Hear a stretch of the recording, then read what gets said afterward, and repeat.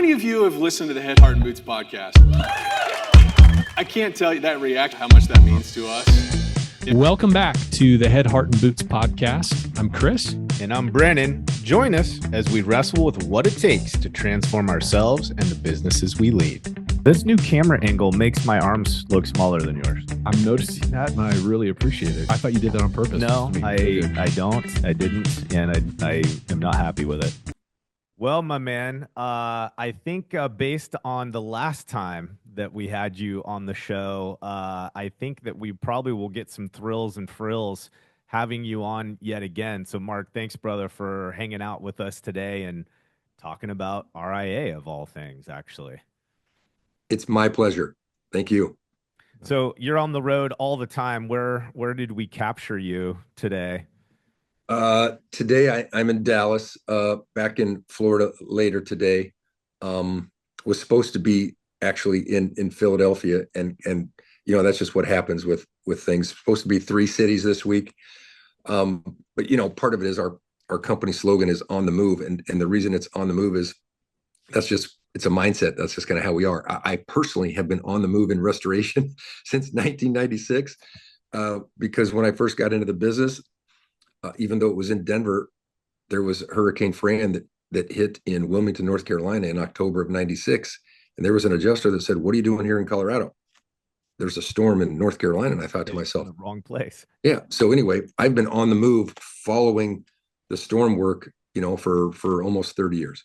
Unbelievable, man. Unbelievable. Well, I think to get things kicked off, I mean, obviously RIA has a major event right around the corner that we want to draw some special attention to. But before we do that, there's probably at least 2 people maybe that are listening to the show that maybe are not familiar with who you are and the role that you have currently with RIA. So let's start there, and then we've got a couple questions that we want to dig into with you. Okay, well, thanks. Well, I'm just grew up in a small farm town in Nebraska. Never heard about property restoration. I went to University of Nebraska. I got a job out of college, and then I wanted to own my own company. I didn't have any money, but we were introduced to my business. I had a business. Somebody I wanted to be in business with. I'm 27. We ended up buying a restoration company, and that was in 1996. With no experience, with really no money. We borrowed all the money, and the only way we were able to do that, the seller loaned it to us. But in essence, that little platform company was a member of DKI at the time. Oh, yeah. And what accelerated my own personal, like, I didn't know anything about restoration. I didn't know what Xactimate was, or even how to spell adjuster with an E or an O. You know, I just didn't know. But being a member of DKI, we went to then a meeting, and the meeting had all the DKI members from US and Canada. And then it had all the training that was going on. And then they had some carriers there. And this meeting happened within 2 weeks of us buying Rocky Mountain Catastrophe and entering the industry. It was actually in Puerto Rico at the El San Juan. And I just remember thinking to myself, wow, we're only 2 weeks into this and we don't know anything. And these people have been in for 10, 20, 30, 40 years. Frank Heaton at that time, I think, had been in for 40 years. Anyway, when I think of how that catapulted our knowledge, even our vision, like even what you think of what can be possible. Mm-hmm. Okay. I was a small little independent in a suburb of Denver in Arvada, Colorado. So that was our restoration world. We were members of the predecessor of Crawford's Contractor Connection was called Prism. Oh yeah. Little old Chase Sutherland started it, and USA was their first carrier, and little old Rocky Mountain Cat was a Prism contractor doing USA work and farmers work. And so that's what we bought into, basically, was the Rocky Mountain Cat. But then when I went to the DKI meeting, it's like, whoa, wow, this industry is huge and it's fragmented and there's so much opportunity and there's all these smart people that know.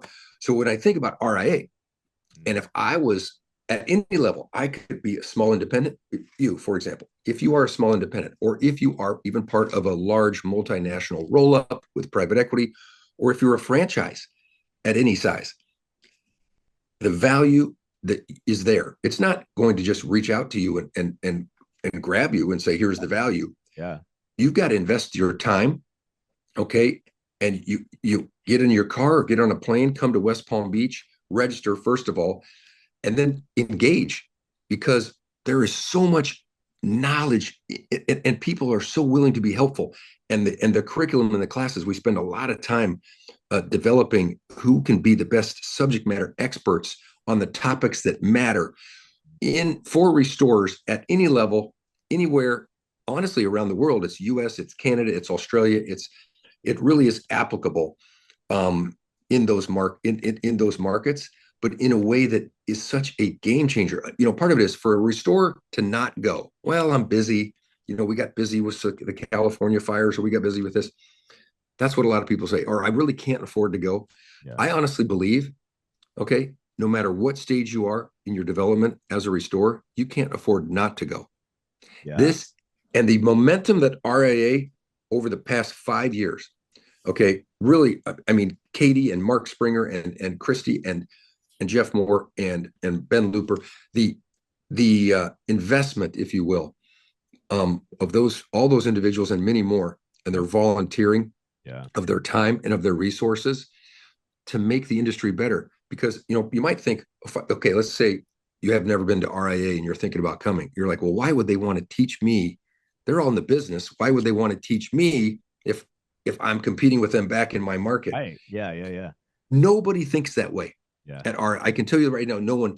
Rising tide raises all ships. If restorers are more consistent in their estimating, are more consistent in their paperwork, are more consistent in dealing with TPAs and how to handle consultants and that sort, if we're unified and consistent through training and through education and through doing it the right way, okay, is that elevates everyone and it makes the industry better. That's right. And so that's why I honestly believe that if you're even thinking about it as a restorer, you got to push yourself over the edge, and you got to register. And the other reason is this is not about trying to create a sense of urgency, because it's a real. Yeah. We sold out last year. Yeah. Okay. And this year. Yeah. We sold out, and we're going to sell out again this year. So this is really a matter of this. And thank you for doing this, because this is really a calling to say, please don't miss out. Because if you don't pull that trigger and register, you're going to be looking at 2026, and we're going to expand the venue again for next year because we keep selling out. Yeah. Knock on wood. That's a beautiful thing. Keep up but if you're even thinking about it, please motivate yourself to at the end of watching this to go online and register for the RIA conference in West Palm Beach, April 28th through the 30th. Okay. I want to piggyback on what you said, and I think your example of DKI is really awesome. The networking is really where it's at, because yes, there's really great learning, and every year I think we've really enjoyed the RA, the breakout sessions, the general sessions, and of course Brandon and I have been able to be a part of some of that. But the networking, one of the things that we've noticed, because we've gone to many of the different conferences, and obviously you over the years have been to probably everything at least once, and most of the other conferences really focus on a particular niche of the industry. And I think one of the things that we've noticed, and I think is part of the big value of RIA, is that RIA is really a collective of the whole industry, right? And something that we also noticed last year, and I know you were privy to, obviously ServPro was there in a prominent way for the first time in quite a while. There was a lot more franchise folks last year. And I think that just stood out to me as another example of the industry very quickly and aggressively over the last few years, because of the work of all the people you mentioned, and the focus on growth, is now representing more of an entire cross-section of the industry. And so when you show up there, you really get a chance to network with everybody from the big boys and girls to brand new startups, right? Other small franchisees, large franchisee groups, et cetera, et cetera. We had some of our clients there that run very big ServPro enterprises.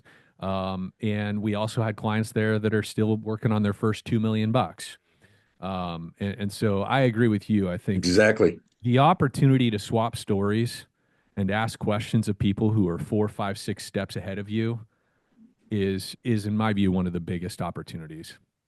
I'm wondering, Mark, as part of this conversation, I think that a lot of people that hear the term RIA, right? Like, I think many of us that have been in the industry for a few minutes, there's some kind of gut response or reflection on what that group means and the value proposition that it potentially provides.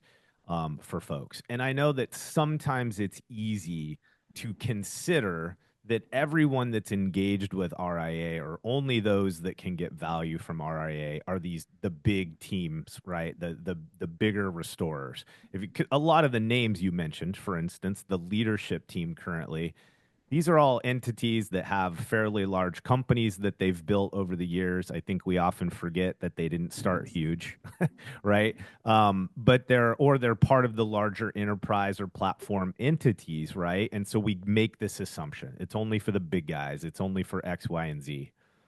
You have this rich history, and guys, if you guys don't know Mark Davis or much about what you've had the honor and the opportunity to create in your time in this industry, go back and listen to a previous episode where we just get to rap about your battle stories, because I think they're phenomenal.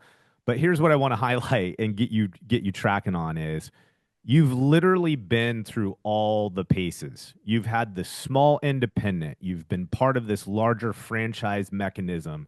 You've built a very large, commercially focused, successful, national responder.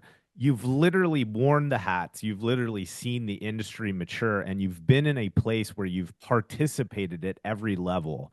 With that kind of vision and that kind of backbone and experience, what is it that you're seeing happening inside RIA? What is going on that gives you so much confidence to not only volunteer your time, but to put your name on the line and say it's worth participating in? What's going on? What are you seeing? Why is it important to us? The growth and the momentum of RIA, and quite frankly, the excellent leadership that's been there before me. I mean, Mark Springer and Katie and Ben, I just can't say enough about them, and Jeff Moore. They're bringing relevance to the RIA. And what I mean by that is that means with the consultants. So, you may be at any size level, but let's say you land your first $1 million commercial job, and you're like, well, wait a minute, I got the exact estimate ready to go, but the adjuster said he wants it in T&M. What? I mean, are you prepared for that? So part of this is, and I'm going to use another example. Let's say you complete the $1 million job and you submit the invoice, and you've never been through one of these meetings with one of the consultants like JS Held or Young and Associates or MKA, and they're all good companies, and they're doing their job. They're part of the ecosystem, and they are not the enemy. And so part of this is also understanding the mindset, because you'll hear some people say, oh, well, the consultants, no, they're part of the ecosystem. They're not going away. So what you need to do is you need to learn how to manage that. How are you going to learn it if you don't have mentors, or if you aren't going to some classes or talking to other restorers? The networking, as you mentioned, the networking is definitely number one. Because there's so much education that comes through the networking as well. But the examples are countless as to how the RIA now drives value. Because there's real relevance within. We're the trade association for restoration. That's what we are. And for years and years, and I've been doing this for 30 years, RIA was good, but not driving near as much value as it could. That was recognized by predecessors before me. They've fixed that. That's why now we're selling out the convention. That's why now our AGA, which is our government affairs, where we're actually writing white papers, and we even are working with lobbyists to protect the rights of restorers in states and in provinces all across North America. I mean, those are the sort of things you may think, well, how does that affect me? It affects all of us because we're all in the restoration ecosystem.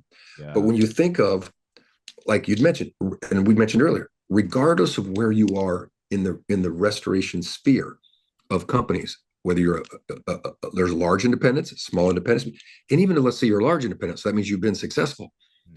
Well, that's great. I'm always learning. So part of it is no matter where you are, you never stop learning. Okay. And so you'll go and at any level. And I also recommend that owners bring their general managers or bring their top estimator, because there's great training and networking, there as well for the team. It isn't just for the owners of the restorers. And that's one thing you'll see once we see a lot of this now. And part of why it's selling out is because the curriculum has gotten so value driven, that like where there's real takeaway power. I mean, when we have the TPA panel and you have multiple TPAs up there and you get to ask them questions, you get to meet them, you get to see how do we get on your list, and the networking at the event afterwards, and there's access to all the speakers. it's just something that when you think about the value of it, people say, okay, well, I can't afford the time or I can't afford the dime. I mentioned earlier, you can't afford not to.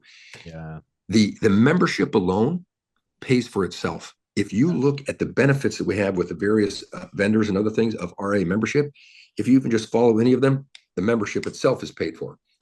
Okay, that's an absolute mathematical fact, and people at the RA will walk any interested restore through that math, and that's a simple equation. So that's a no-brainer. Okay, Yeah. then it's a matter of, okay, can I afford to not go? That's always an individual decision. Yeah. But all we can tell you is those people that are making the effort are coming back again, and that's why we're selling out because, and so this message is not to try to get our convention full. It's going to be. This message is for those restorers who are on the fence, who haven't, made the decision or not. It's really an encouragement to do so before it's too late because you won't have the opportunity. And again, we are going to expand the venue for next year, but this is for 2025, and it's really going to be spectacular. I think, this term that you've used several times, this idea, this ecosystem, there's something interesting about that because I think what happens is we get so entrepreneurs in general, we get so laser focused on the things right around us that are in our immediate path because we're so consumed by the tyranny of the urgent that we can lose sight of the fact that there is this responsibility that we have as business owners and business leaders to be considering about what happens tomorrow. And the farther out on that horizon line that you can begin spending thinking time, if you will, or strategic processing, it's amazing what fundamentally changes in your business. So I have a point here, so hang with me. Yes, sir.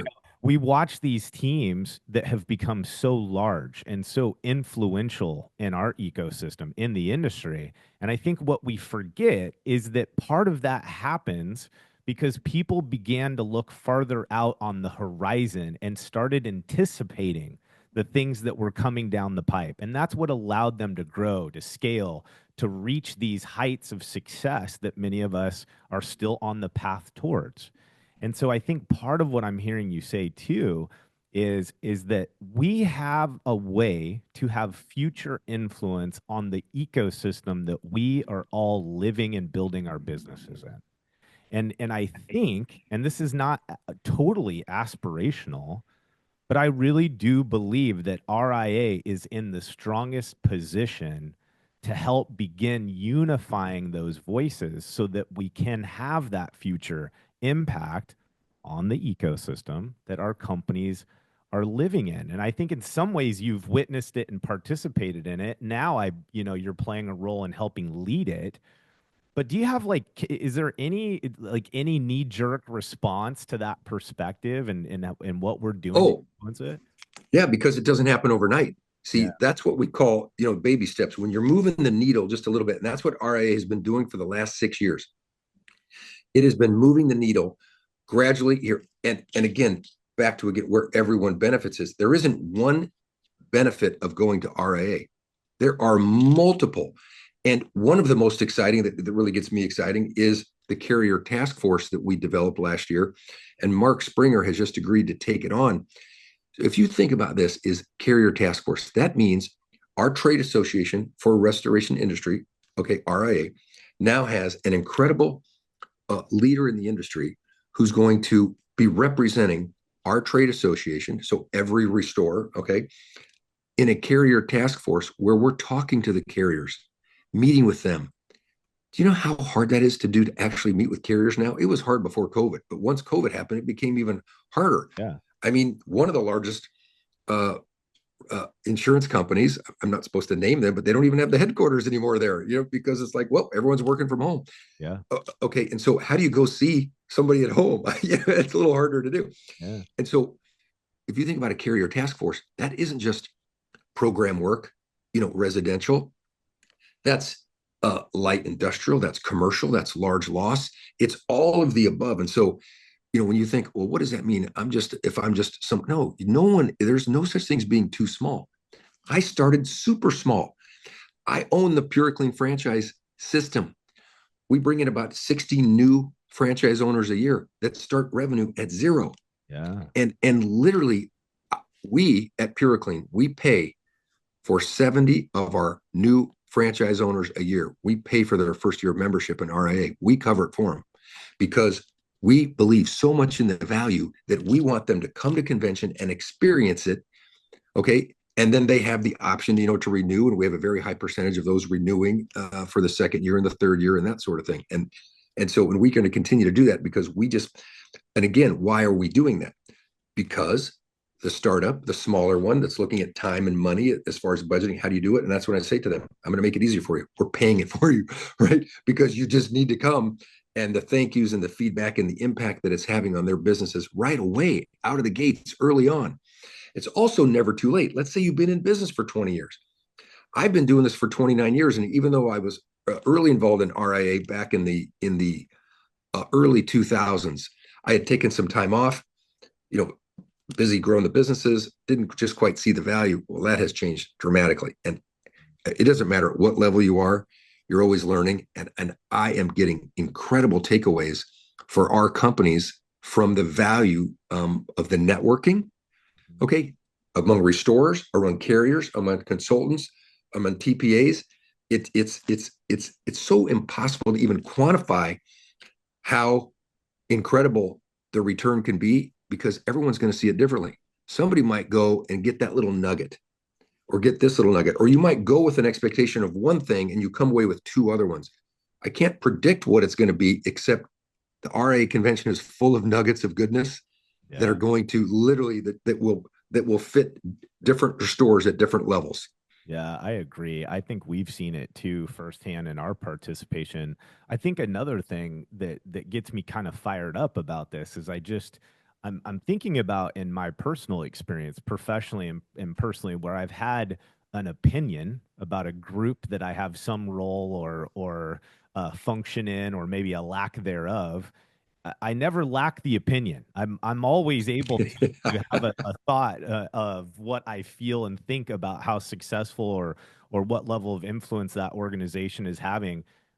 But one of the things I've learned over those years as well is it's hard to have an opinion, or it's easy to have an opinion, but it's hard to make any change if you don't participate. And and part of me's looking at the momentum that RIA has established over the last several years, and I'm just thinking to myself, keep the flywheel moving. Like, the more members, like when that membership reaches 5,000, 10,000, 15,000 people that are all unified, right, behind some of these leaders that we've voted in to represent us, if you will, and they're at the table with the biggest decision makers and the biggest influences on our ecosystem, it's just very difficult for me to see how you lose if we're able to participate at that level. And I don't see another platform or another way on the horizon for us to have that level of influence with our individual voices if it's not somehow under the RIA flag. Maybe there's a different road there, but man, I can't imagine one faster than the one that's already building momentum behind RIA. No, this is definitely this is definitely the train you want to be on if your quest is to become a better restorer and find ways to grow your business, to help be a better leader, to know how to navigate the changes in technology. We didn't even talk about that. Software, technology, AI, the way things are moving so fast. How else are you going to stay up to speed with your competitors in your local market if you aren't coming to the RIA and finding out what the entire industry is doing and what's out there?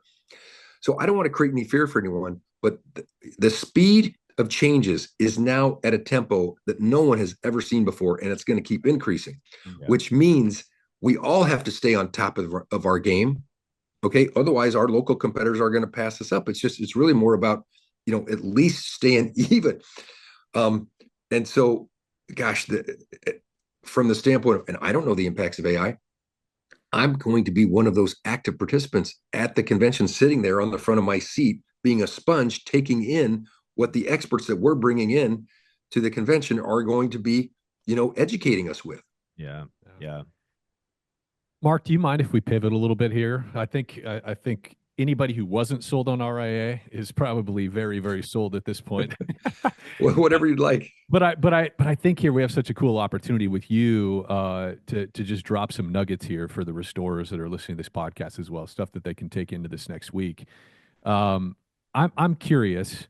Obviously this last year was a difficult year for many restorers, right? I mean, claim volume was down, storm activity was different maybe than previous years for a lot of restorers, and I know you have such a sales oriented philosophy of how you've built your businesses. I remember in the previous episode that we did with you, you just talked about the internal sales culture at Rocky Mountain Catastrophe of the whiteboards and stuff, and where we at, where's stuff coming from, and just a very, very strong sales orientation throughout your career. And now with you at the helm of Signal and PureClean, I'm really curious to hear just what is your strategic outlook this year with both of those brands. You have the residentially focused side with PureClean, and then obviously the commercial industrial on Signal side. Where are you guys seeing the growth coming from, and what are you focusing on in terms of the growth levers this year? As you look at the PureClean network, how are you guys leading that network in terms of where's the growth going to come from, and how are we going to go take it? And then maybe also on the commercial industrial side, how are you guys looking at this year? Well, even though claim volume was down across the industry, and we certainly felt it at PureClean regarding certain accounts, and at PureClean specifically, we have 3 of the 5 largest carriers under programs. So we're getting direct assignment every week from 3 of the 5 carriers. 2 of those 3 claim volume was down for 2024, and the other one was up. But I think that was a little bit of an anomaly. But overall, we still had growth in the system, and most of that was because 75% of the revenue of our franchise owners is driven by them, not by our program work. And so that's what we call grassroots marketing. The thing that we spend a lot of time on, even though, look, if I was a PureClean franchise owner, I would love it if PureClean headquarters sent me more direct assignments. Of course, yes, and we work on that. But from day one, we train and educate our PureClean franchise owners to know that you've got to go out in your local market, you've got to get that business, and you've got to harvest that business. And we really enhanced our training on how to actually do that. And this training, that means grassroots. It wasn't at our headquarters. This is where we went into various regions. We would have regional meetings with not just the owners, with the business development reps, okay, maybe even the GMs, maybe even the estimators, because the business development component is not the BD's responsibility. You can't say as a restorer, oh, where's our business development? It is the entire organization. Your lead carpenter is amazing at business development, because when he's delivering relentless customer service to the insured, they're going to report back, to their carrier, to their broker, to their neighbor, all those sorts of things. So we did still see growth, knock on wood, in 2024, when I know it was a little more difficult year. Now in 2025, we see, and it isn't just because of the California fires, but we see that claim volume is up all across the country. Actually, we had, the cold snap already in the Northeast, and another one's coming this week. So we already feel like 2025 is going to be better already. And then at Signal, where Signal Restoration just does commercial work, we do large projects, and we had several of those in 2024. So we had a nearly record year in 2024. And we also predict, we already know that we're going to have even better in 2025 based on some of the large projects, but they were not hurricane driven. So Signal's focus is with, the brokers that handle, large commercial, industrial, manufacturing type losses. And it's just been the last few years, we've been getting more than our, I guess, fair share of the market in those. But again, a lot of that has to do with our business development, but just as much of it has to do with our production, in my opinion, because we're doing a really good job. We're reducing severity for the carriers. Yeah. Now, that statement I just made, I didn't know what that meant. I'm going to go back to the RA thing again. To even understand how an adjuster thinks, you'll learn more about that as a restorer if you get involved in the RA at any level. Yeah. Because, some people will say, well, gee, doesn't the adjuster know that roll of duct tape is a lot less than that than on your T&M rate schedule. Yes, the adjuster knows that. The adjuster shops at Home Depot also. That isn't what they're trying to do here. They're trying to adjust this claim. Okay, mitigation, for example. We know that we've got relatively healthy margins in mitigation. Okay, now there's always margin pressure and that sort of thing. And I remember 29 years ago when I got in the business, I'm like, oh, I wouldn't want the adjuster to know our margin. The adjuster knows the margin. You don't have to hide the margin from, you don't disclose it, but you don't think they know? The insurance companies know. What they want you to do is do a good job, get out there, follow the SLAs, the service level agreements, deliver relentless customer service to their client so they can get a renewal, and reduce the severity of the claim so you get up there quickly so they can close the file and the claim's over. But again, that sort of understanding of how the claims process works I didn't wake up with it. It came through learning, education, networking, with other restorers. Yeah, there's almost a level of maturing and sophistication that has to just come over time. And I think what we're kind of the whole point of a lot of this is you got to find some watering hole that you can trust to help facilitate some of that growth and maturity. And I think it's pretty fair to say that right now, and this may not have been the case forever. I've been honest about this before, that in the past I wouldn't have said this and meant it. But in the current state, the RIA really is this one of the safest watering holes for us to go to on a consistent basis. There's a lot of really sound minds that are auditing the content that's coming and going through those events. Like it's not happening in some isolated box where no one can't see the validity or the trustworthiness of the content and the teaching that's coming from the RIA right now. And I think that unification, like, look, it's easy. And I probably can by default get in this category faster than some others. It is very easy for us to put up defenses and start segregating ourselves from others because we're concerned that somehow they're going to learn or understand something that we have some self-proclaimed, ownership over, right? Which is just a load of garbage, really, at the end of the day. I think there's just this reality that losses are not going away. Populations are going to continue to grow and boom. Those populations are going to require infrastructure, and that infrastructure is going to require support. Like, I think this is one of the epitome of industries where we can say it's okay to come in and say there's enough work for everybody if we just keep maturing, getting better, keep unifying, behind some of this messaging so that we all get to play a game that we're enjoying.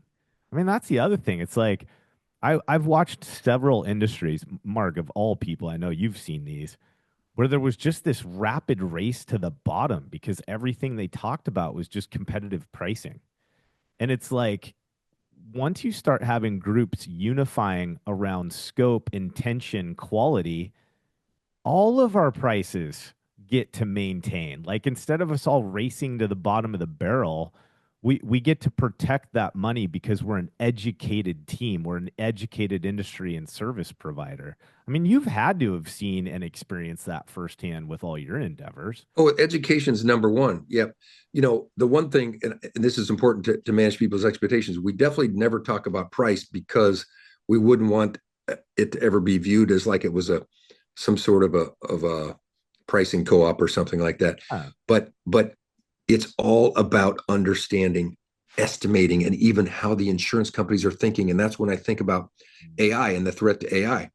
Well, the robots are not going to be able to go into Mrs. Jones's basement, okay, and I'm just telling you, there's a lot of things that technology can do, and it's going to happen on the claims side. It's going to happen on claims processing. It's going to happen on estimating. It's going to happen on speed of the claim processing, all that. But it's not going to replace the technician. At least that's my vision. I don't know. I don't see how, because all the houses aren't the same. You got stairs, you got this, you got that, it's like how many ramps. So at least we know, I believe anyway, that the restoration industry restores that we're safe, at least for now, from this AI technology infusion that's about ready to really change our industry. Mm-hmm. But again, if you're not staying on top of that, okay, from a competitive standpoint, I mentioned it earlier, is whatever those processes may be that the carriers are looking for, if you don't keep up with them, you're not going to get the assignments, whether it's from the TPA that you're a part of or that your local marketing of the agent that you've, gotten to know that wants to refer you business. Still, things have to follow certain SLAs and you got to follow. So that's what I'm saying is staying on top of it so you don't get left behind because the train's moving faster than ever before. Another thing, I actually really like talking about this for some reason. Another thing that hit me on this, man, is I'm watching so much content come out right now around culture and around hiring, firing, retaining great talent. And I'm thinking to myself, like, what are some of these cost-effective ways, right, that we come up with, that we share with our clients, that we share with some of our audiences around where we can get more traction around stickiness of employees and retention and kind of creating confidence and competency in our workforce. And again, I'm going to hammer on this dead horse, like let them go to RIA, let them attend these events and participate in some of the stuff going on. And I think this goes back to your PuroClean example of your team members will come back from this and realize, wow, I'm part of this entire world that I had no idea existed until you somehow recruited me into this business. I'm surrounded by a high caliber and mix and diversity of people that when they're just sitting in your little local shop, it's hard for them to identify with. So it's like an extension of your training. It's an extension of them understanding what you're a part of and what your organization has the opportunity to be a part of. Like, I think there's another, high value thing for us to consider is get some of your leaders and some of your top echelon, at least give them exposure and see what it does for their competence and confidence. And at minimum, you're going to reap a benefit from that perspective. Brandon, I agree with you. And to such a degree that one of my favorite quotes from a mentor of mine when I was in my early 20s, and he said to me right before, I went off and bought Rocky Mountain Cat, my first ever company. He said, Mark, you can't make this about you. If you want to be successful, you need to focus on building the organization, and then the organization builds the business. And if you think about that comment as it relates to RA, if it's just the owners, the restorers going to the RA, how is the organization, other than that, that means the onus is totally on that owner to go back and transfer all that knowledge to the team. Huge. Why not try to bring your lead estimator or your operations manager or whatever that might be, because the value there is incredible.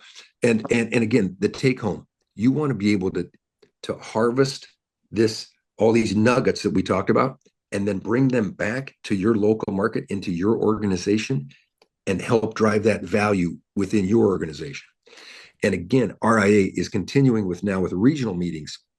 It's not just a convention now in the spring. Right. We're having these regional meetings that make it easier for restorers to just drive, okay, and make it also easier for them to bring, some of their key team members for some of this ongoing education. So again, we're going to continue investing in more of those regional events to make it more accessible to more people in the restorers organization. I love that. That's awesome. Yeah. So we've covered a lot of great ground. One more time though, and not at Mark Davis pace. You got to go now. I'm asking you, Mark. You've got to deliver this at the rest of the world pace, and that is, when is the event, and where is the event? It's April 28th through the 30th of 2025 in West Palm Beach, Florida. So if you think about that, and I happen to live in Florida, April is a great time to go. Now, we want you to come and participate. But the good news is you're coming to paradise, and the weather is going to be fantastic. And if you wanted to play a little golf or go fishing or bring your spouse or your kids or your significant other, or you can drive 2 hours over to Disney afterwards. I mean, so, part of this is find a way to get there. April 28th through the 30th. You will not regret it. Yeah, agreed. And our team is going to be there. We're looking forward to it. And guys, just in case it hasn't been clear, and this is, Chris and I are always very diligent about being transparent in the relationships and the partnerships that we participate in. We're not paid by RIA.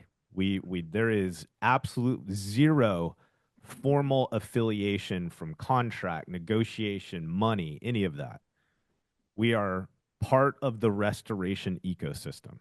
And what our team has witnessed and experienced behind the scenes, meeting the leaders, listening to the leaders, hearing their plans and the vision that they're casting for how they want to influence our industry and support us as a whole, we believe in it. And that's why we keep partnering with RIA. It's why we keep asking their leadership to come onto the show and have an opportunity to talk about what the RIA is doing. We are believers, and we do actually absolutely think that the more of our voices that we get connected in this organization, the organization will become even more beneficial to all of us. It's like we can't lose if we participate, but we can if we don't. And Mark, dude, we really appreciate you coming on. We know that every minute in your life right now counts. So thanks again for hanging out with us and taking some time to chat about the upcoming RIA event and how we can engage, man. Well, thank you, gentlemen, because you are a very important part of the restoration ecosystem. You both are. You do a phenomenal job. 167 episodes. So if any of you guys haven't seen them, go back. You guys are really, really incredible. And I would suggest again, okay, this goes back to restorers. So there's got to be so many nuggets within those 167 episodes that they could share with their team member. So anyway, keep up the great work, guys, because you're really making a real serious impact. Thanks, brother. We appreciate you, man. Appreciate you guys. We'll see you in West Palm Beach. Yeah, we'll see you in Florida, baby. For sure. Okay, take care.